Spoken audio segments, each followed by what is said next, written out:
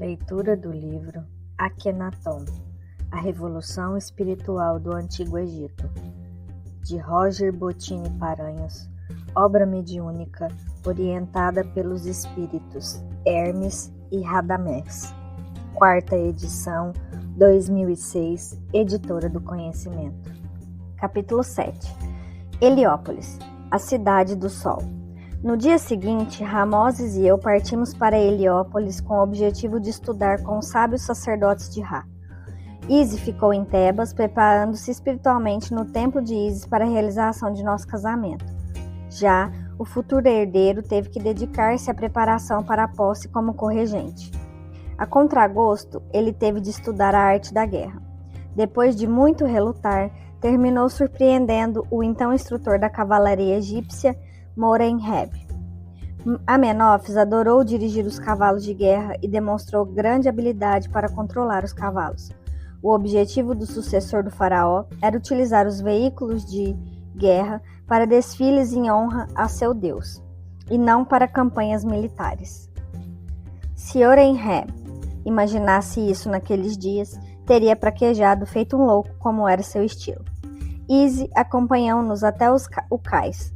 Enquanto o barco seguia a correnteza do Nilo, rumo a Heliópolis, ao norte de Tebas, eu fiquei sentado na proa, acenando para minha bela noiva, que a cada minuto ficava mais distante no horizonte.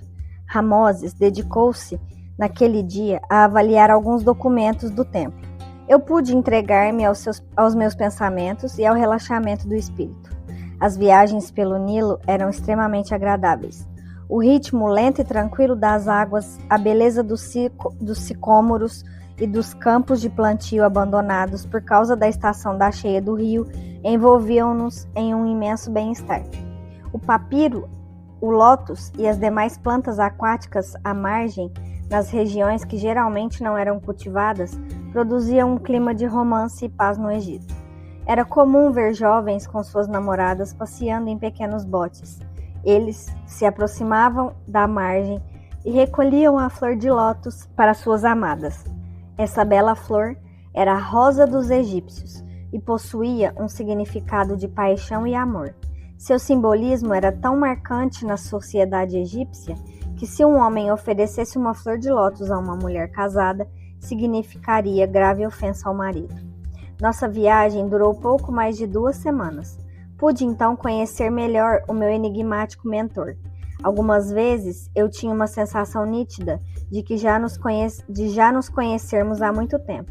Até aquele dia eu ainda não havia sido iniciado aos mistérios da reencarnação do espírito. Portanto, eu procurava encontrar uma ligação com Ramoses em minha infância ou na juventude. Inclusive, eu desejava intimamente que minha mãe tivesse conhecido o meu nobre mestre em sua mocidade, e eu pudesse ter sido fruto de um belo amor, e não da criatura odiosa que fora meu verdadeiro pai. Mas era apenas o sonho de alguém que havia encontrado, depois de anos, uma verdadeira figura paterna. Conversávamos longas horas, apreciando a beleza da paisagem. Nos finais de tarde, subíamos ao terraço da embarcação e apreciávamos o pôr do sol belíssimo do Nilo. Naqueles momentos, Ramoses se inspirava e ia, pouco a pouco, educando o meu espírito. Ensinava-me com carinho e atenção e se deslumbrava com a minha rápida capacidade de assimilação dos mais profundos conceitos espirituais. Naqueles dias, eu comecei a compreender a importância do deus Atom, que nada mais era que Osíris e todos os deuses nobres agrupados em um único e soberano deus. Ramoses dizia-me: Radamés, na verdade, a maioria dos deuses do Egito são espíritos de muita luz que trabalham segundo a orientação do único Deus.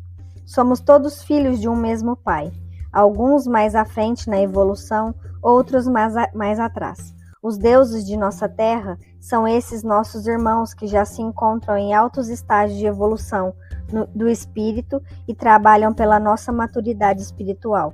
Mas existem também aqueles deuses que são frutos das paixões e interesses mesquinhos dos homens. Entre eles encontramos Amon, que é representado por espíritos do mal, que desejam que o povo egípcio continue escravizado na ignorância e na subserviência a ele e aos seus sacerdotes. A informação era lógica, mas incompleta, para quem não conhecia a crença da reencarnação do espírito. Com a mente fervilhando de curiosidade e interesse, perguntei: mas, grande mestre, como compreender que alguns sejam tão mais avançados que outros? Olha como exemplo a ti mesmo. Como podes ter tanta harmonia e sabedoria enquanto vemos pessoas inóbeis e que só sabem cultivar o ódio e a mesquinhez em seus corações? Esse nosso grande Deus Atom não nos cria a todos iguais? Ramoses sorriu com as minhas corretas conclusões e disse: meu querido amigo e genro, com o tempo irás conhecer toda a verdade e compreenderás que não existe equívocos na vida criada por Atom. Ao chegarmos a Heliópolis, conhecerás Panhese e Merihá, grandes sábios que trabalham pela divulgação das verdades eternas. Junto com eles, estudaremos por algumas semanas sobre o clima espiritual único dessa cidade iluminada, longe das baixas vibrações espirituais de Tebas. Aquelas palavras me impressionaram. Eu sempre achei Tebas uma cidade iluminada pelos deuses, e Ramoses me dizia que ela possuía cargas intensamente negativas. Radamés, disse-me ele, todas as áreas densamente povoadas são focos de grande concentração energética para a luz ou para as trevas. Vê a posição do clero de Amon rivalizando radicalmente com a família real? Imagina os boatos que eles espalham nos bares, no comércio e em todos os locais onde o povo se reúne. São sentimentos maus de inveja, de ódio e de ciúme, gerados a partir da mais venenosa das cobras, a maledicência. A aurora da cidade de Tebas está impregnada por sentimentos negativos que envolvem sorrateiramente a sua própria gente. Ramoses tinha razão. Naquela época, o Alto e Baixo Egito contavam com uma população de 1.800.000 habitantes. Na região metropolitana de Tebas, vivia quase um terço de toda aquela população. A periferia da cidade estava apinhada de casebres construídos de forma desordenada. Apesar de o povo egípcio ser extremamente aciado e dado a banhos diários, herança da raça Atlante, aquela região da cidade era uma verdadeira imundície. Os ratos andavam livremente pelas ruas e a superpopulação dos bairros periféricos gerava uma sujeira que exigia limpezas constantes da prefeitura. A falta de saneamento planejado gerava muitas doenças, e a proliferação do mosquito transmissor da malária era assustadora nos banhados da região. Isso gerava muitos óbitos que eram entendidos como doenças mágicas pelos médicos sacerdotes. Outras doenças muito comuns naquela época eram a varíola e a tuberculose, o que tornava a mortalidade infantil alta e a expectativa de vida do povo muito baixa. Tebas havia se tornado uma cidade semelhante às grandes metrópoles atuais, onde o vício e a criminalidade imperavam. As classes pobres, ao verem a opulência dos nobres, desejavam viver semelhante vida. O único preço, muitas vezes, era atender a interesses escusos. O poder do faraó havia enfraquecido. Ele já não era mais visto como um deus na terra, filho de Horus. O povo tinha uma sensação de relativa impunidade pelo fato de Amenófis III não ter sido um faraó que realizava campanhas militares e raramente aplicava penas drásticas, como a ocorrida com seu tesoureiro alguns meses antes. Grandes centros populacionais tornam difícil o controle sobre a ilegalidade. A elevada filosofia de amor e paz do sucessor do faraó iria agravar ainda mais essa situação. Espíritos primários necessitam de leis rígidas e punições rigorosas. Caso contrário, a situação pode tornar-se insustentável. A liberdade sem maturidade espiritual é um poder sem direção, que pode ferir o seu próprio detentor e o meio em que vive. Refletindo, então, sobre as palavras de meu instrutor, observei que realmente, à medida que nos afastávamos de Tebas, o meu coração ia se tornando mais leve e o meu espírito sentia-se mais livre. Eu apenas sentia por Izzy não ter viajado conosco. O silêncio da viagem é apenas rompido pelo barulho do choque das águas no casco do barco, dos pássaros cantando e das crianças brincando à margem do rio, permitia-me realizar reflexões que em Tebas eu não encontrava tempo nem clima para fazer. Ramoses então dizia: desliga-te do mundo exterior e volta-te para o teu eu interior. As perguntas que procuramos fora encontram-se dentro de nós, pois tudo que está fora está dentro, e tudo que está acima também está abaixo. Assim é o universo, criado por Atom. Desliga-te do convencionalismo da vida humana e une-te ao espírito do grande Deus. Ouvirás então a voz dos irmãos que dirigem a vida maior e que iluminam a nossa caminhada. Acordei com um gesto e refleti por longas horas. Sentado na proa da embarcação, o vento suave do final de tarde balançava os meus cabelos. Ramoses lia alguns documentos sentado no terraço, enquanto eu refletia sobre tudo o que havia aprendido naqueles meses. Eu pensava também no grande projeto a ser realizado pelo futuro faraó. Era realmente uma fantástica revolução que modificaria a face da humanidade. Após a vitória do deus Atom, o mundo jamais seria o mesmo, rumando para a evolução, o amor e a paz. Ramoses então terminou seus estudos. Aproveitei o ensejo e me dirigi a ele para fazer novas perguntas. Sentei-me ao seu lado e perguntei: Ramoses, poderias me falar mais sobre o deus Atom? E como será o Egito depois dessa maravilhosa transformação religiosa? Ele sorriu e olhou para as crianças brincando e acenando para nós da praia paradisíaca, com belos sicômoros ao fundo. Estávamos passando por Gemenu, que ficaria conhecida nos dias atuais como Hermópolis. Ramoses ergueu a mão para os meninos, retribuindo o aceno, e voltou-se para mim dizendo: depois dessa transformação, o amor começará a reinar entre os homens. Será o fim das desigualdades, e o Egito, como centro do mundo conhecido, balizará as leis de respeito mútuo e justiça. Não haverá mais escravidão e povos conquistados, mas sim uma grande família onde todos trabalharão pelo bem comum. Mas isso não acontecerá agora. O trabalho que o novo faraó deve empreender é o de fixar os alicerces para a grande construção que irá se edificar no futuro. Ele preparará o terreno para o grande semeador, o maior espírito de nosso planeta, que descerá ao Egito para trazer a luz dos planos superiores a toda a humanidade. Ele plantará no coração dos homens o amor e a paz, e essa semente germinará para que nossa humanidade evolua da barbárie em que vivemos para tempos melhores. Essa é a grande tarefa que devemos realizar. Precisamos auxiliar o faraó a preparar o terreno para a vinda deste grande espírito iluminado. Tal é a sua luz que ele já está por iniciar o seu trabalho de redução vibratória para conseguir habitar este mundo obscuro em que vivemos. Que Atom nos dê forças para conseguirmos auxiliar o faraó a preparar o Egito para a vinda desse grande missionário, representante máximo do grande Deus da Terra. Impressionado com as palavras que ouvi, eu disse: mas quem é esse grande espírito? Será um novo Deus que desconheço? Radamés, disse Ramoses, tenha certeza de que só existe um único Deus, Criador da vida e de todo o universo, do qual somos filhos.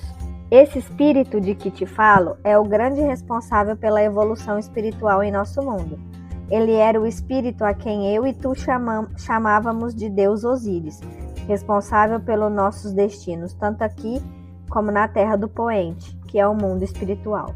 Eu meditei alguns instantes, assimilando aqueles novos conceitos que Ramoses me expunha.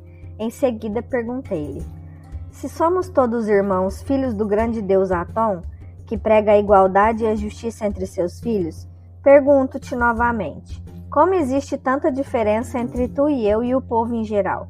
Por que alguns são mais sábios do que os outros desde cedo? Vê o jovem faraó. Ele é um sábio por natureza, mesmo sendo pouco mais que uma criança. De sua boca ouvimos conceitos que algumas pessoas nem em 1000 anos conseguiriam compreender. E em relação a esse grande espírito, ele não pode ter chegado a tão alto estágio no curto tempo de uma vida. Certamente ele já descerá ao nosso mundo para sua missão, possuindo grande sabedoria espiritual, assim como o jovem Amenófis. Ramoses olhou-me com um sorriso enigmático e disse: vejo que teremos que antecipar os estudos que realizaríamos em Heliópolis, junto a Paniese e Merihá. Radamés, meu filho, existe algo dentro do princípio religioso que resume e explica a lei, a justiça e a sabedoria do grande Deus. Como tu mesmo dissestes, onde estaria a justiça se não nascêssemos todos iguais e com as mesmas oportunidades de progresso? O que eu vou te ensinar vai modificar todos os seus conceitos e te fará ver a vida com outros olhos. O grande orientador respirou fundo e, com grande sensibilidade, característica típica de sua personalidade, prosseguiu. Na verdade, não vivemos uma única vida neste mundo. Somos espíritos imortais. Nascemos, vivemos, morremos e voltamos a renascer em uma nova vida, onde continuamos nossa jornada evolutiva. Aqueles que possuem mais sabedoria, amor, compreensão e conseguem enxergar além dos olhos físicos, são os que possuem uma idade milenar que já reencarnaram milhares de vezes. Esses são os espíritos adultos de nossa humanidade. Já aqueles que se aprazem no ódio e nos sentimentos inferiores, geralmente são espíritos primários que ainda estão iniciando a sua jornada. Ou são os recalcitrantes que demoram mais do que os outros a assimilar a lição do amor. Estes deverão aprender a amar pelo caminho da dor e do sofrimento. Assim, o grande espírito, o nosso jovem faraó, eu, Izzy e até mesmo tu, já temos uma outra forma de ver a vida em virtude de nossa maior bagagem espiritual, concluiu o sacerdote. Aquelas palavras eram revolucionárias para mim, mas o meu espírito, sempre preparado e com uma dinâmica capacidade de assimilação e adaptação a fatos novos, não se abateu. Perguntei então ao sábio mestre: mas vê, Ramoses, nossa humanidade é relativamente nova para que possamos ter possuído essas milenares reencarnações. Eu não consigo entender como esse grande espírito, ou até mesmo nós, possamos ter reencarnado tantas vezes. Radamés, disse-me o grande mestre, a vida não se resume ao nosso planeta. Olha para as estrelas no céu. Acreditas que só aqui teria vida? É por esse motivo que não podemos crer nos deuses limitados do Egito, pois a vida é infinitamente maior. O grande espírito responde pela Terra, enquanto Atom é o criador e o responsável pelo universo infinito. Mas Atom não é tão somente o Sol que dá vida ao nosso mundo? Perguntei. Ele é apenas representado pelo Sol, para que o povo tenha como entender a essência de um Deus que é abstrato, invisível aos olhos físicos, e que jamais deverá ser representado por estátuas, pois seria diminuí-lo, e ao mesmo tempo alimentar a idolatria insensata, que já observamos com o Deus Amon. O grande Deus é a essência, devemos senti-lo em nossos corações e nossas ações, jamais idolatrá-lo ou fazer oferendas insensatas a estátuas de pedra, utilizando até mesmo o sangue de animais. As palavras de Ramoses muito me alegravam. Eu detestava os sacrifícios de animais nas festas religiosas e também os rituais dos sacerdotes de Amon, que matavam um animal e lhe examinavam as vísceras para predizer o futuro ou para encontrar a causa de uma doença em um paciente. Pura estupidez. Enquanto Ramoses levantou-se para respirar o ar puro e sentir a brisa do início da noite, eu fiquei me lembrando da festa anual de Amon. A multidão seguindo as estátuas dos deuses Amon, Mut e Cons, muitas vezes de joelhos, implorando as bênçãos de uma fria estátua de ouro. Junto à procissão, um inofensivo boi era levado para o sacrifício. As pessoas então cantavam, realizavam uma coreografia de servilismo às estátuas. Mata, mata, mata esse boi sagrado. Ele segue docilmente e é manso e gentil. Mata, mata, mata para nutrir Amon e nos trazer riqueza. No final da cerimônia, o sumo sacerdote de Amon chamava um padre com vestes brancas que usava a máscara do carneiro e era denominado de o sacerdote sacrificador. Ele cravava um punhal longo no coração do boi sagrado. O animal morria, agonizando sob os aplausos da massa ignorante que cantava então: apunhalado, morto, Amon está satisfeito. Aquelas lembranças me enojaram. Essa última frase na linguagem do Antigo Egito dizia: Dima Tam Amenófis, Imaginem o desgosto do jovem herdeiro ao saber que o seu nome tinha origem naquele ritual sinistro. Não é de se admirar que logo que pôde, ele tratou de trocar o seu nome para Akhenaton, que significa o espírito atuante de Aton, e foi como ele ficou conhecido para a posteridade. E o pior é que nos dias atuais, 3.000 anos depois da época aqui narrada, ainda vemos crenças similares no que diz respeito ao sacrifício de animais e à idolatria de estátuas. A noite ia alta e conversávamos indiferentes ao sono. Ramoses também repousava poucas horas por noite, e assim podíamos conversar, estudar, trocar ideias por toda a madrugada. Algumas vezes nos surpreendíamos com o sol despontando no oriente, simbolizando o reinício da jornada de Aton para trazer vida à terra de Kemi.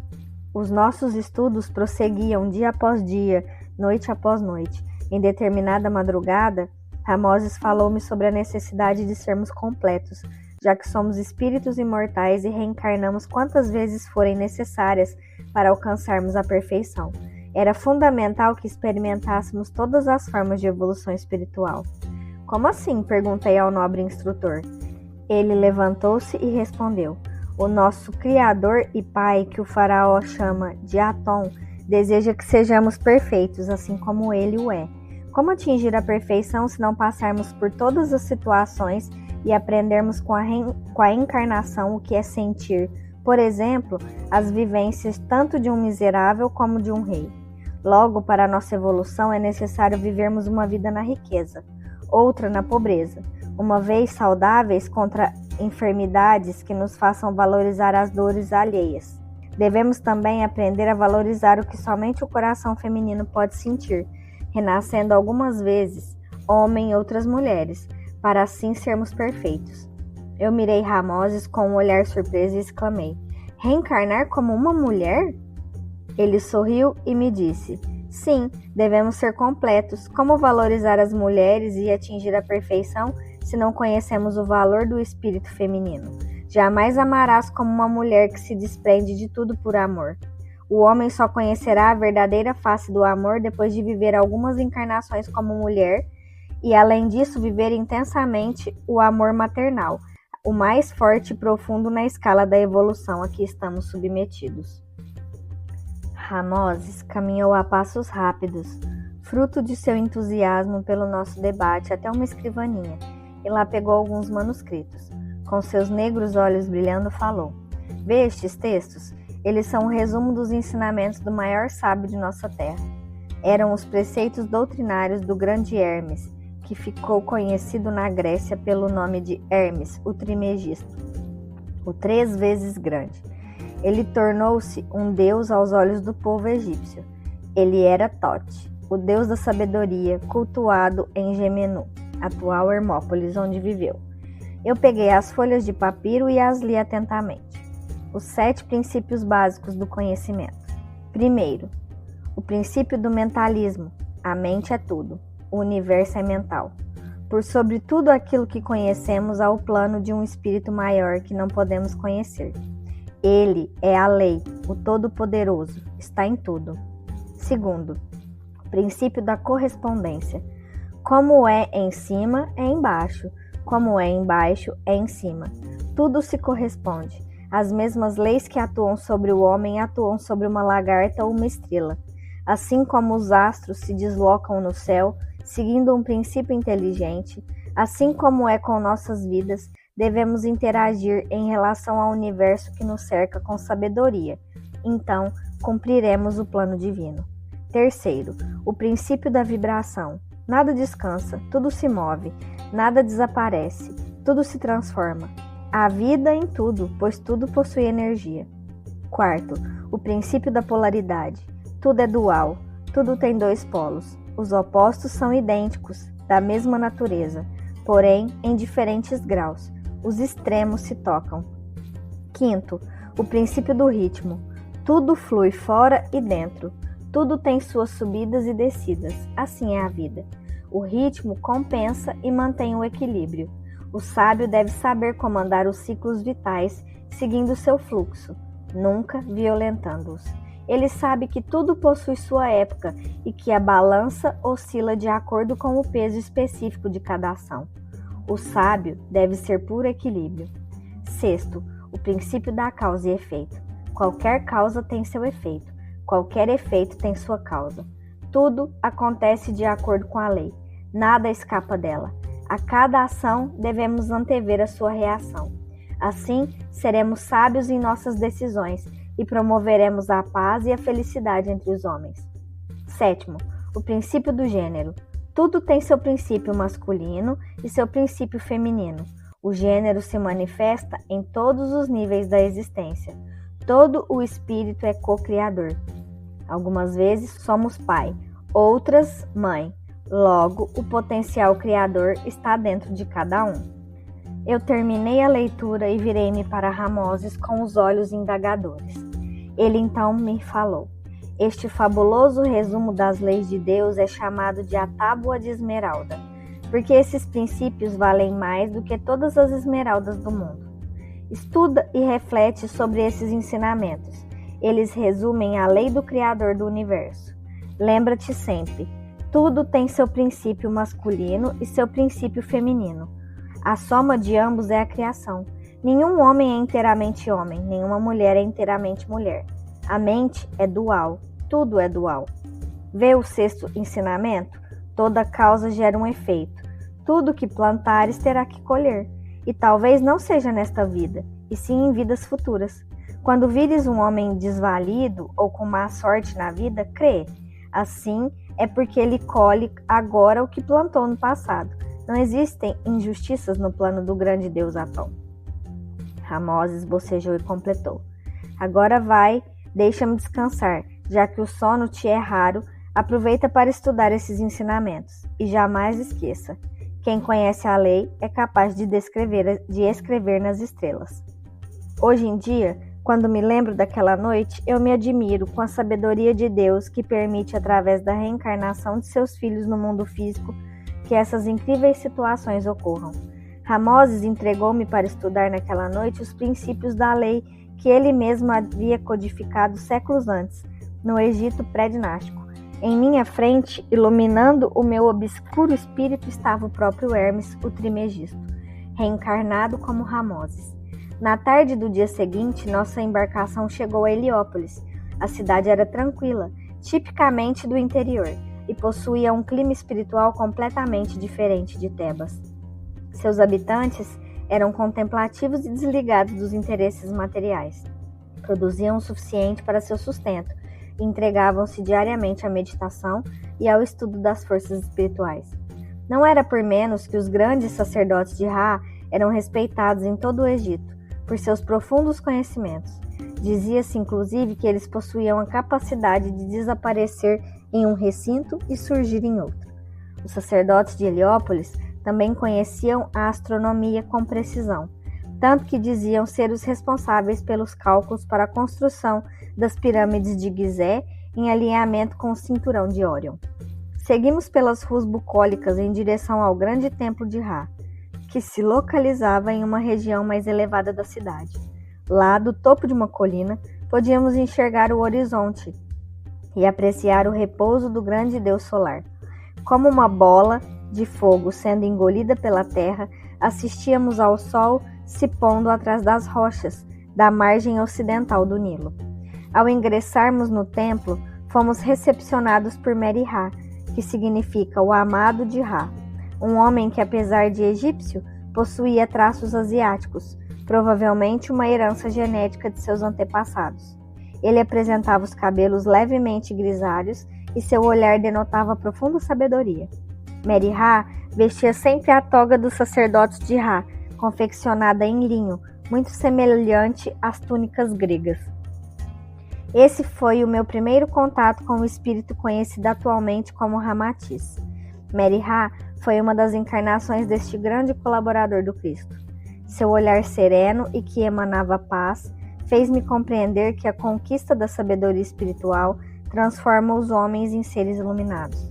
Ele conduziu-nos ao interior do templo, repleto de imagens do deus com a cabeça de falcão, que também representava Ra, e de desenhos tradicionais da ave fênix, que simbolizava o renascimento. Víamos também por todas as paredes o escaravelho, o elemento da eterna metamorfose da vida. Durante o percurso pelo interior do templo, Merihá perguntou a Ramoses: como estão as coisas em Tebas? O meu orientador meneou a cabeça e respondeu: difíceis, Merihá. Pitamoses irá tomar providências para evitar que o deus solar se erga sobre Amon. Devemos nos precaver e traçar estratégias para que esse projeto único na história da humanidade não sofra prejuízos. Em breve, o escolhido pelo grande Deus assumirá o trono e teremos que lhe dar total apoio para que ele não sucumba à ignorância do povo e à intransigência daqueles que não abrem mão do poder e da riqueza para seu interesse próprio. Merihá apenas assentiu com a cabeça e disse-nos com sua voz afável: será feito conforme a vontade do grande Deus que vive em mim, em ti e em todos nós, que é a essência da vida e da natureza. Mas caberá à nossa civilização decidir se aceita a luz ou se irá desprezar a oportunidade de crescimento e felicidade, como ocorreu no passado, quando o nosso povo vivia na grande ilha, Atlântida. Estaremos sempre dispostos a propagar a luz divina que emana, através dos raios de Atom, que nos dá a vida, que os homens não prefiram as trevas em detrimento da luz. Merihá parecia profetizar o futuro. Na época, não dei muita importância às suas palavras, porque o povo não aceitaria um Deus pacífico e que vê a todos com igualdade. Os pobres e os escravos com certeza iriam aceitar este grande Deus com entusiasmo, pois eles seriam os maiores beneficiários. Os sacerdotes de Amon teriam que se render aos apelos populares, mas eu ainda tinha muito a aprender sobre a natureza humana. Entramos em um amplo salão, onde um homem estudava alguns papiros sobre a mesa. Este era mais jovem do que Merihá e tinha um olhar que denotava ser um homem prático. Possuía longos cabelos negros e traços típicos da nobreza egípcia. Tratava-se de Painesi. Ele nos cumprimentou com entusiasmo e nos encaminhamos todos para uma varanda no templo de onde era possível apreciar a bela vista do local mais alto. Ali os mestres conversaram por horas. Os meus ouvidos atentos nada perdiam. Eu compreendi que estava numa situação privilegiada, pois realmente algo de grandioso, regido pela alta espiritualidade de nosso planeta, iria suceder-se durante o reinado de Amenófis IV. E o mais incrível era eu estar participando daqueles reencontros, junto com aqueles grandes espíritos iluminados. Por que Ramoses havia me resgatado das trevas da lavoura de meu pai para alçar-me à nobreza da sociedade egípcia? Quem sabe eu não deveria estar ali para 3.300 anos após relatar os fantásticos acontecimentos do reino de Akhenaton à humanidade moderna. Lembro-me de que meu amigo Senefer brincava comigo, dizendo que eu era um lavrador de sorte por ser alçado ao nível social dos sacerdotes. Agora eu estava muito acima do próprio Senefer. Estava no nível social da família real e dos grandes sumos sacerdotes do Egito. Aquelas semanas junto a Ramoses, Merihá e Painesi transformaram-se de tal forma que quando retornamos a Tebas eu já era um novo homem, transformado em meus conceitos. Decididamente um homem melhor. Inclusive, Iset-Nefret comentou essa mudança tão radical de minha forma de pensar e encarar a vida. A luz dos planos superiores havia iluminado meu espírito. Após longos debates filosóficos onde eu não ousava tecer considerações, todos descíamos à margem do Nilo e nos banhávamos nas águas do rio sagrado. Junto às crianças, parecíamos recuperar a infância. Eu olhava para os sábios e meditava. Como podem eles se tornarem tão simples como as crianças depois de tão complexos ensinamentos? Minha mente, desacostumada com aqueles conceitos tão profundos, sofria grandes desgastes para assimilar o abrangente conhecimento. As águas do Nilo revigoravam o meu corpo, exausto pelo trabalho incessante da mente. Mesmo depois que os mestres retornavam para o templo, eu continuava no rio, nadando para aliar ao exercício mental algum exercício físico. Isso era muito revigorante e relaxava minha mente para novos ensinamentos. Assim, ali em Heliópolis, passei semanas muito agradáveis. Grande parte da base necessária para conseguir acompanhar o raciocínio profundo do faraó obtive naqueles dias. Com o tempo, Me desinibi e comecei a perguntar sobre questões que ainda não compreendia. Em determinada manhã, após as orações ao Deus Sol, exclamei: se vivemos diversas vidas e nos utilizamos de outros corpos para manifestarmos-nos a cada encarnação, então a mumificação do corpo é algo inútil, pois não necessitamos do nosso corpo físico para ingressar no reino espiritual. É verdade que o corpo físico não nos é necessário para a manifestação do nosso espírito após o desenlace, respondeu Merihá, mas existem forças invisíveis que regem a vida. As energias vitais permanecem algum tempo impregnadas no corpo somático após a libertação do espírito. Os procedimentos realizados na mumificação protegem esse elo de ligação ao espírito nos dias subsequentes ao desencarne. Essa é a principal finalidade do embalsamamento dos corpos. Com o passar dos séculos, o nosso povo perdeu esses conhecimentos que eram comuns até a época das grandes pirâmides, quarta dinastia. O poder do deus Amon mergulhou o nosso povo em uma era de trevas para o conhecimento e de culto a crendices. Terminado o período de embalsamamento, que perdura por 70 dias, o corpo já não é mais necessário, mas durante o trabalho de mumificação, os procedimentos e os encantamentos sagrados protegem o morto das ações de espíritos maléficos. Essa crença egípcia, desnecessária para o entendimento que possuímos, termina facilitando o trabalho da espiritualidade através dos rituais funerários que protegem o corpo do morto que ainda possui grande ligação magnética com seu espírito. O povo mumifica seus parentes falecidos por um motivo insensato, mas termina atingindo o objetivo dos espíritos que trabalham nas funções de Osíris e Anubis. Além do mais, o corpo mumificado torna-se um centro de vibrações amoráveis por causa do culto que a família oferece ao espírito do ente querido. Nos primeiros dias do desenlace, através dos rituais de mumificação, a família disciplina seus pensamentos e consegue enviar vibrações de conforto diretamente ao espírito, por meio do veículo de manifestação que o espírito utilizou por toda a sua vida.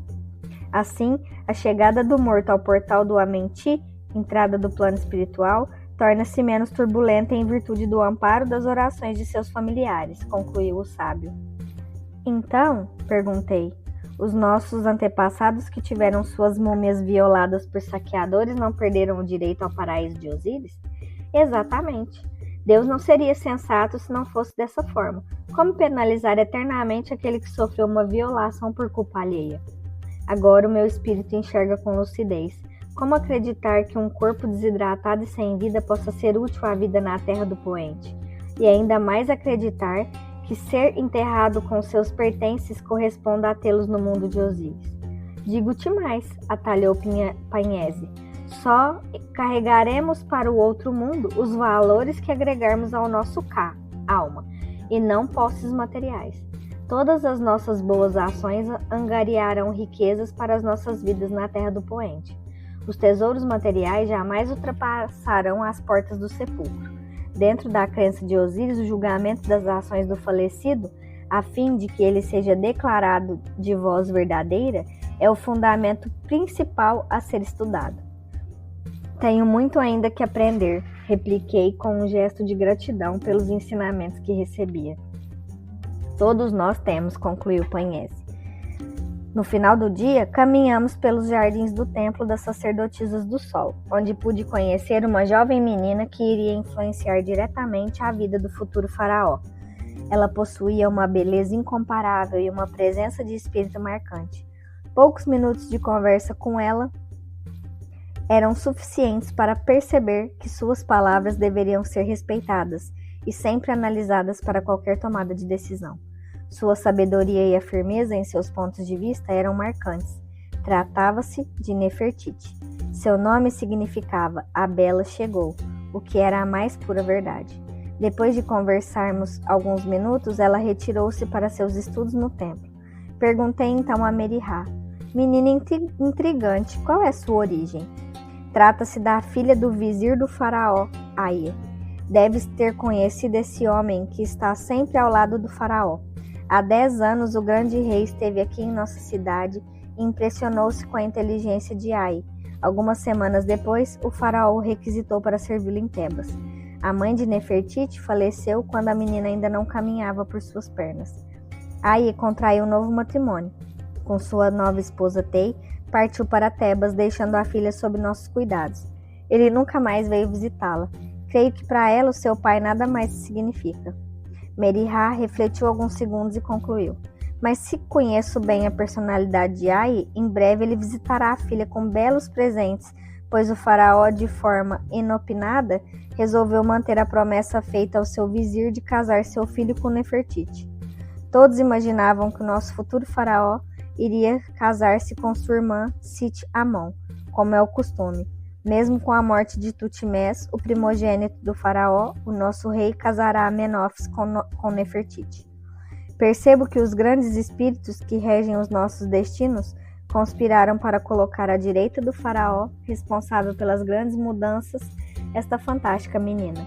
Todos ganharemos com esse matrimônio, pois Nefertiti é mais bela em seu interior do que no exterior. Olhando para a bela que chegou, subindo os degraus do templo, eu disse: ela deve ser verdadeiramente uma deusa, porque ser mais bela do que o seu exterior, somente possuindo uma beleza espiritual divina. A partir daquele dia não vi mais Nefertiti. Meriha me disse que ela era muito reclusa e contemplativa. A bela chegou, costumava passar horas meditando e refletindo sobre as questões divinas que iluminavam seu espírito. Passamos várias semanas mais em estudo, até que surgiram em Heliópolis outros sacerdotes e dignatários da corte, como prefeitos e cônsules de cidades do Baixo Egito. Entre eles estavam o prefeito de Buto, Mênfis e Gizé. Pude perceber então que os projetos da família real envolviam um empreendimento tanto religioso como político. Os representantes das grandes cidades do Baixo Egito iriam entrar diretamente em confronto com o Alto Egito. A terra de Queme era dividida em dois países que, apesar de unificados, possuíam um grande revanchismo. Eis o trabalho político realizado por Amenófis III e sua esposa Ti. Já seu filho pretendia um trabalho maior, a revolução religiosa com profundo caráter espiritual, ao contrário dos pais, que desejavam basicamente uma forma de reduzir o poder político e econômico dos sacerdotes de Tebas.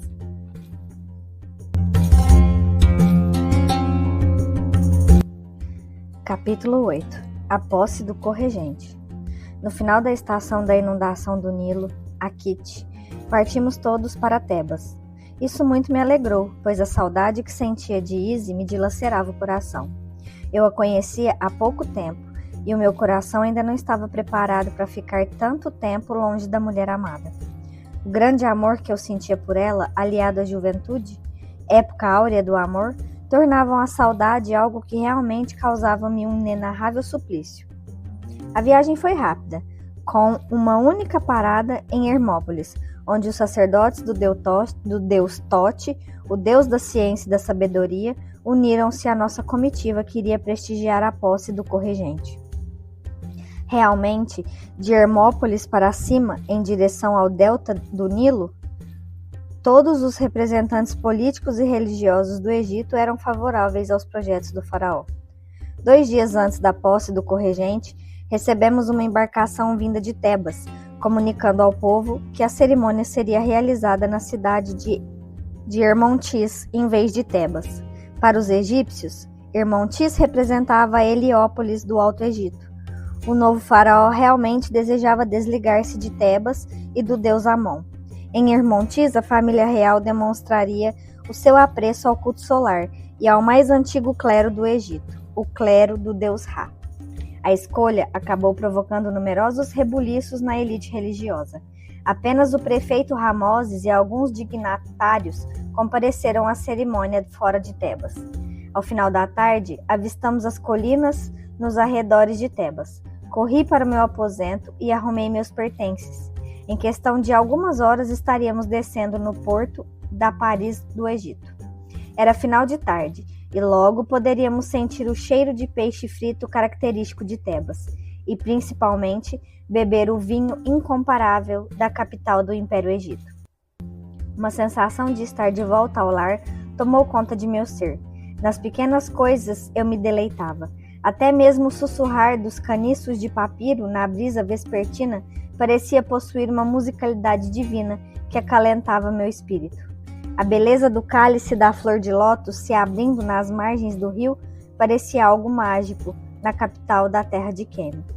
Ao aportarmos, saltei da embarcação com meus pertences, presos aos ombros, e corri ao templo de Ísis. Em meio à agitação, no centro da cidade, senti-me em casa. O cheiro dos restaurantes preparando ganso acebolado, os bares preparando-se para receber os amantes da noite e os sacerdotes e camponeses dirigindo-se ao pátio do templo de Amon-Ra para entregar suas oferendas ao deus obscuro, tudo trazia-me belas recordações. Ao entrar no templo da deusa Ísis, avistei Ísis. Corri aos seus braços e a beijei apaixonadamente. Depois, nos abraçamos e fizemos juras eternas de amor. Ela estava mais bela do que nunca. A cada mês que passava, atingia um passo a mais em direção à plenitude de sua beleza. Ísis então me disse que os preparativos de nosso casamento estavam prontos. Inclusive, o faraó e seu filho a haviam convocado ao palácio para explicar-lhe o protocolo da festa e em que momentos quebraríamos o cântaro de 2 asas. Esse era o ritual egípcio que selava o casamento. Cada cônjuge segurava em uma das asas de um vaso com seus nomes escritos junto com encantamentos mágicos que se referiam à felicidade conjugal. No final da cerimônia, os nubentes quebravam o cântaro, selando o matrimônio aos olhos dos deuses do Egito. Ísis explicou-me todos os procedimentos do protocolo e contou-me sobre o que fez naqueles meses. Ela revelou-me que contava os dias que faltavam para o meu retorno, para assim amenizar as dores da saudade. Eu relatei minhas experiências e meu aprendizado junto ao seu pai e aos sacerdotes de Heliópolis. Em seguida, tomei um banho e fomos jantar em um restaurante no bairro Nobre. Naquela noite, brincamos e dançamos, aproveitando a fase inocente da juventude, a qual a imensa responsabilidade da fase adulta e os dissabores da vida ainda não tinham imposto suas raízes.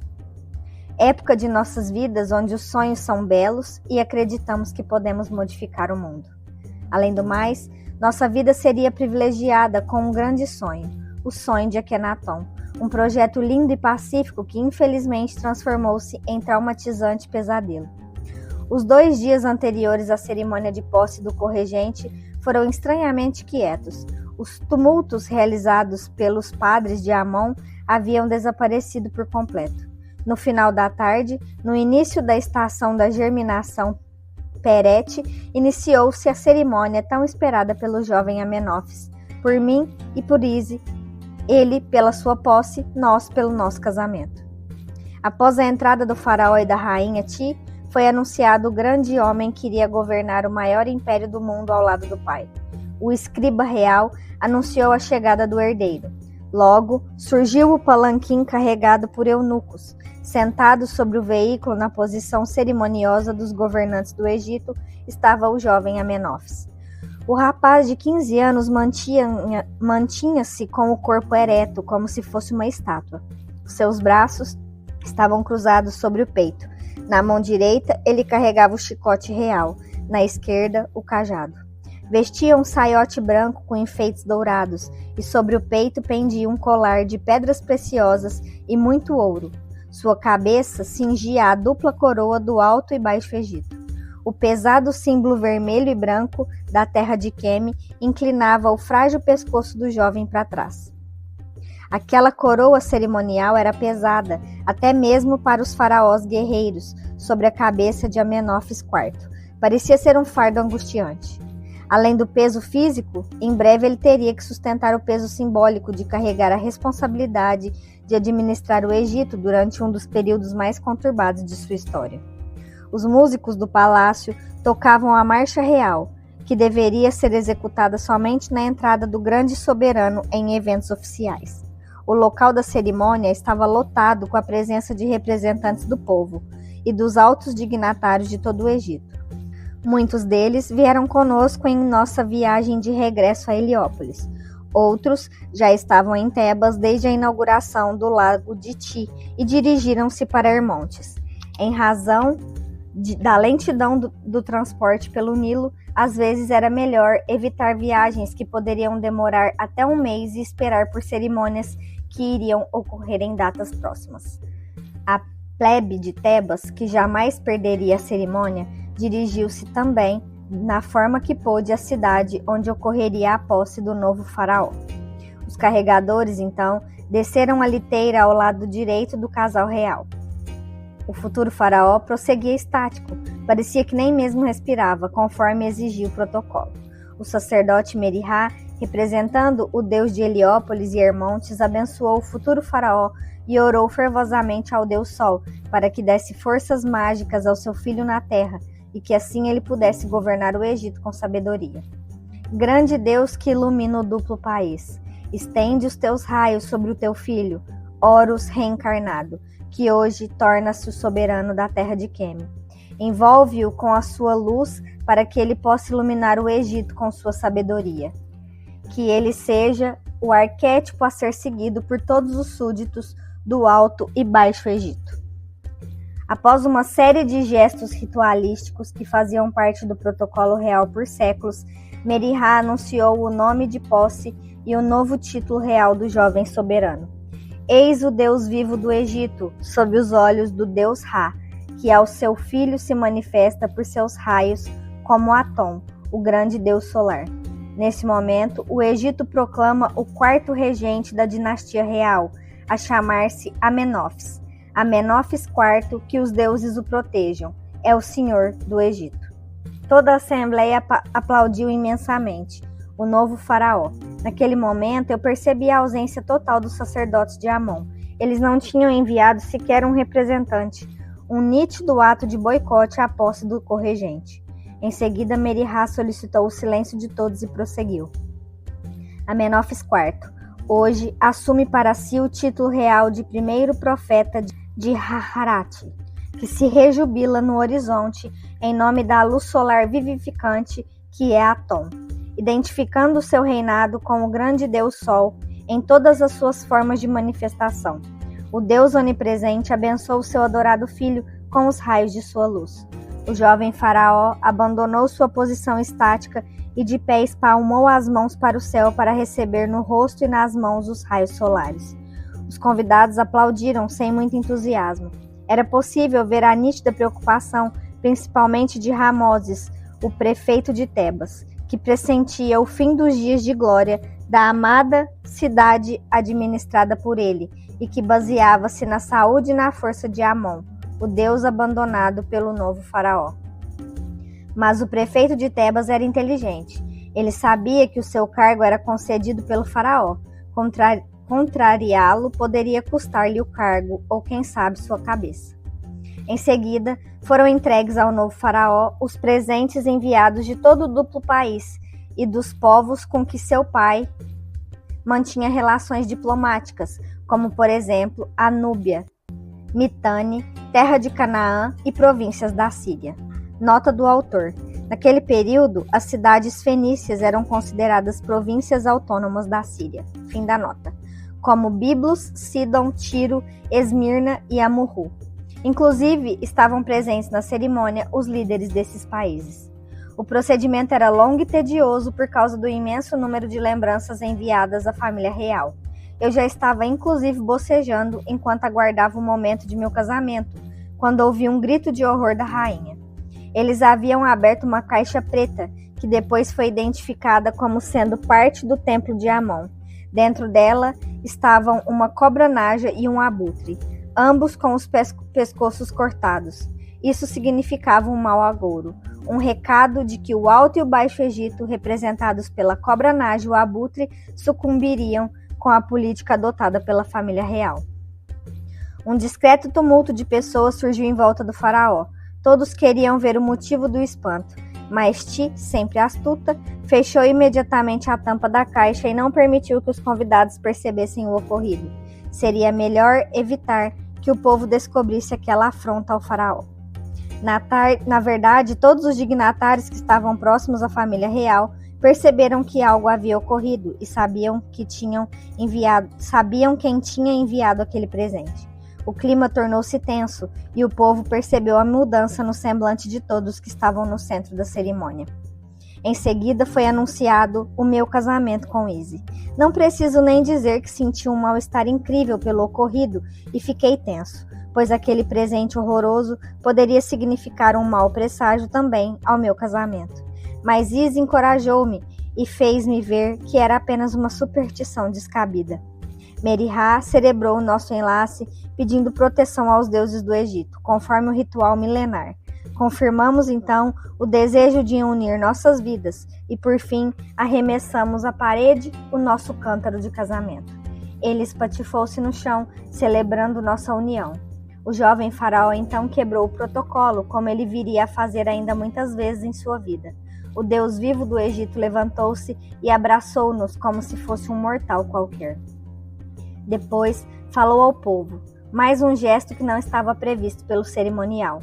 Com os olhos brilhantes e com as longas mãos espalmadas, ofertando um grande abraço ao povo, ele disse: Meus súditos, o Egito é uma grande nação construída pelo esforço de meu pai e de nossos antepassados. Os faraós, com as bênçãos do grande deus Atom e de seus filhos, os demais deuses menores do Egito, transformaram a nação do duplo país na pátria da riqueza e da cultura. Nenhuma terra é tão bela quanto o Egito. E por esse motivo devemos alastrar a todo mundo conhecido a nossa cultura, o nosso conhecimento científico e religioso, a nossa arte e principalmente o nosso espírito de solidariedade. Hoje, esses povos são nossos escravos ou são nações subjugadas. Amanhã serão nossos irmãos. Todos renderemos glórias a Atom, o Senhor do mundo. O povo ficou boquiaberto com as palavras do jovem faraó. Os deuses menores do Egito, os escravos serão chamados de irmãos. Esse menino deve ser louco, comentava o povo, que realmente estava chocado com o que ouvia. E como se as novidades fossem poucas, o jovem faraó apresentou ao povo, no final da cerimônia, uma bandeira com o novo símbolo do deus solar. Ao invés de um homem com a cabeça de falcão, a bandeira apresentava o disco solar, emitindo raios que determinavam como as mãos abençoando a terra. Na ponta de alguns raios havia também o Ankh, a cruz que significava o símbolo da vida. Em volta do disco solar havia uma serpente, símbolo das metamorfoses incessantes que o homem profano passa e que o homem iniciado controla. Do pescoço da cobra pendia também o Ankh. A bandeira simbolizava que Atom dá vida aos seus filhos. A cerimônia foi encerrada em seguida.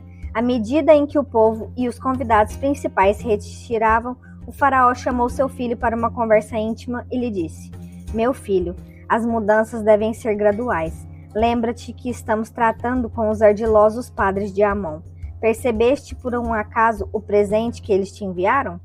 O rapaz fez um gesto negativo. O faraó então indicou-lhe a caixa. Ao ver a cobra e o abutre degolados, o menino ficou lívido e depois vermelho de raiva.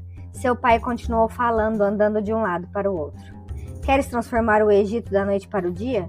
Não esqueças o que sempre ensinei a ti e ao teu saudoso irmão. A prudência é a arte do sucesso. Viste por acaso os olhos arregalados do povo às tuas palavras? Eu te apoio em teus empreendimentos, porque são também os meus, mas é preciso prudência, meu filho. O rapaz abaixou a cabeça e respondeu: Tens razão, meu pai, mas às vezes parece que Atom fala pela minha boca e me é impossível controlar.